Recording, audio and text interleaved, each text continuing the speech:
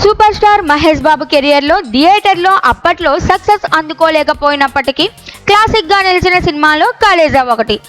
మాటల మాంత్రికుడు త్రివిక్రమ్ శ్రీనివాస్ దర్శకత్వంలో రూపొందిన ఈ చిత్రం 2010లో భారీ అంచనాల మధ్య విడుదలై బాక్స్ ఆఫీస్ వద్ద ఆశించిన విజయం సాధించలేదు.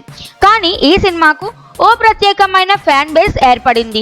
టెలివిజన్ ప్రసారాలు, యూట్యూబ్లో విడుదల తర్వాత కలేజా సినిమాపై ప్రేక్షకుల్లో ప్రేమ పెరిగింది. ఎంత మంచి సినిమా, అప్పట్లో ఎందుకు ఫ్లాప్ అయిందో అంటూ ఆవేదన వ్యక్తం చేసిన వారు కూడా ఉన్నారు. కలేజా సినిమాలో మహేష్ బాబుకు జోడీగా అనుష్క శెట్టి నటించగా ప్రకాష్ రాజ్, బ్రహ్మానందం, ఆలీ, సునీల్ వంటి ప్రముఖులు ముఖ్య పాత్రలు పోషించారు. ఇప్పుడు ఈ సినిమా సుమారు 15 ఏళ్ల తర్వాత మళ్లీ థియేటర్లో మే 30న తిరిగి విడుదలైంది. రిలీజ్పై భారీ స్థాయిలో స్పందన లభించగా ఫ్రీ సేల్స్ ద్వారా కలేజా ఓ కొత్త బెంచ్ మార్క్ను నెలకొల్పింది. ఇదిలా ఉండగా కలేజా సినిమా గురించి తెలియని కొన్ని ఆసక్తికర విషయాలు వెలుగులోకి వచ్చాయి. మొదట ఈ చిత్రంలో హీరోయిన్ పాత్రకు పార్వతీ మెల్టన్ను ఎంపిక చేశారని సమాచారం. త్రివిక్రమ్ తెరకెక్కించిన జల్సా చిత్రంలో సెకండ్ హీరోయిన్గా నటించిన ఆమెను కలేజా కోసం మెయిన్ హీరోయిన్గా తీసుకున్నారు.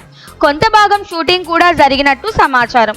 అయితే ఆ తరువాత ఆమె సినిమాను వదిలేసి వెళ్ళిపోయిన నేపథ్యంలో మేకర్స్ అనుష్కను ఎంపిక చేశారని తెలిసింది. అలాగే మొదట ఈ సినిమాకు సంగీత దర్శకుడిగా దేవిశ్రీ ప్రసాద్ను అనుకున్నప్పటికీ చివరకు మణిశర్మను ఎంపిక చేసినట్టు సమాచారం.